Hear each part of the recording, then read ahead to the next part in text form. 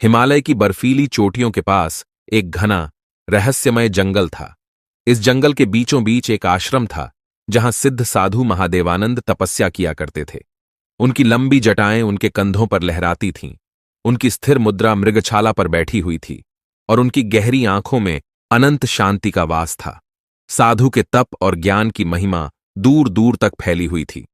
इसी जंगल के एक छोर पर वैदेही नाम की एक सुंदर लेकिन दुखों से घिरी हुई स्त्री अपने जीवन की राह खोज रही थी। वैदेही एक वीर योद्धा की पत्नी थी जो युद्ध में मारा गया था। जब वह विधवा हुई तो समाज ने उसे तिरस्कार और ताने देने के अलावा कुछ नहीं दिया।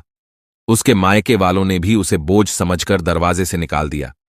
उसने बहुत बार कोशिश की कि वह अपने बल पर जीवन जी सके, लेकिन हर बार उसे यह एहसास दिलाया गया कि एक अकेली स्त्री के लिए समाज में कोई जगह नहीं होती।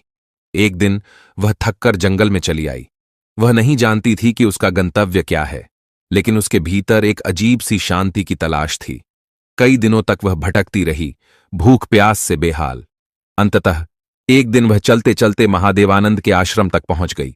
वहां पहुंचकर उसने देखा, चारों ओर घना जंगल, ऊंचे ऊंचे वृक्ष, पंछियों की आवाजें और बीच में बना एक साधारण सा आश्रम।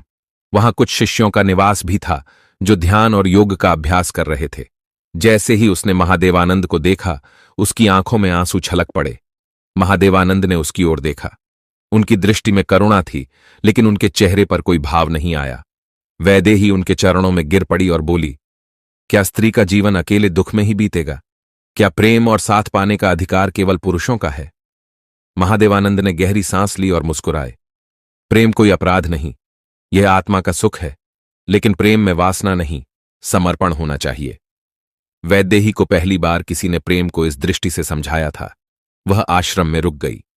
महादेवानंद ने उसे योग और ध्यान सिखाया। धीरे धीरे वैदेही का हृदय हल्का होने लगा, लेकिन कुछ बदल भी रहा था। वह साधु की आंखों में प्रेम की एक अनोखी चमक देखने लगी थी। समय बीतता गया।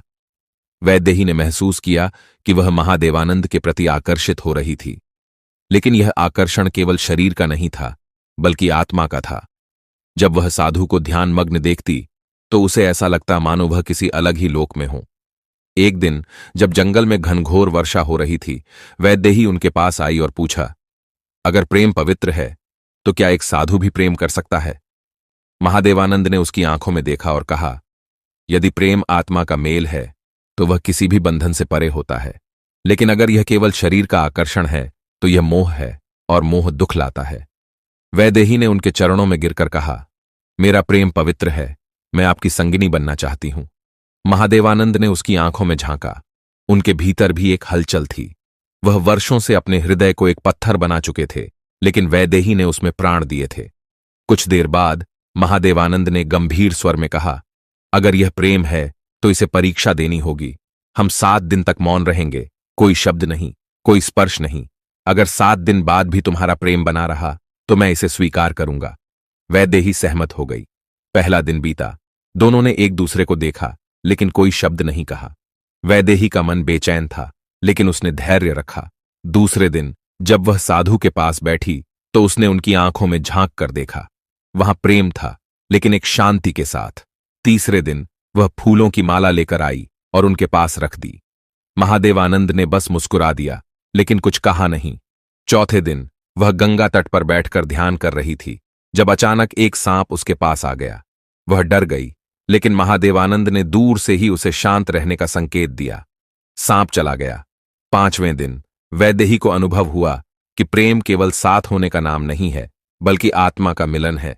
6ठे दिन जब उसने महादेवानंद की आंखों में देखा तो उसमें एक अलग ही तेज था। वह समझ गई कि प्रेम वासना नहीं, बल्कि त्याग है। 7वें दिन वैदेही रो पड़ी और बोली, आपने सही कहा था, प्रेम आत्मा का मिलन है, शरीर का नहीं। अब मुझे आपका साथ चाहिए, लेकिन किसी बंधन में नहीं। महादेवानंद मुस्कुराए। प्रेम स्वतंत्र होना चाहिए, जो मुक्त करता है वही सच्चा प्रेम है। तुम अब मेरे साथ रह सकती हो, लेकिन ना पत्नी बनकर, ना शिष्या बनकर, बल्कि एक आत्मा बनकर। प्रेम केवल शरीर का आकर्षण नहीं, आत्मा का मिलन है। यदि प्रेम सच्चा है तो वह स्वतंत्रता देता है, बंधन नहीं। इसके बाद वैदेही वहीं आश्रम में रहने लगी। उसने महादेवानंद के साथ योग और साधना की। अब वह प्रेम को एक नई दृष्टि से देखने लगी थी। उसने जाना कि प्रेम केवल पाने का नाम नहीं, बल्कि संपूर्ण समर्पण और स्वतंत्रता का नाम है। और इस तरह हिमालय की ऊंचाइयों में एक अनोखा प्रेम जन्मा, जो शब्दों से परे और आत्मा के निकट था। दोस्तों, अगर आज की कहानी आपको पसंद आई हो तो चैनल को सब्सक्राइब जरूर करें।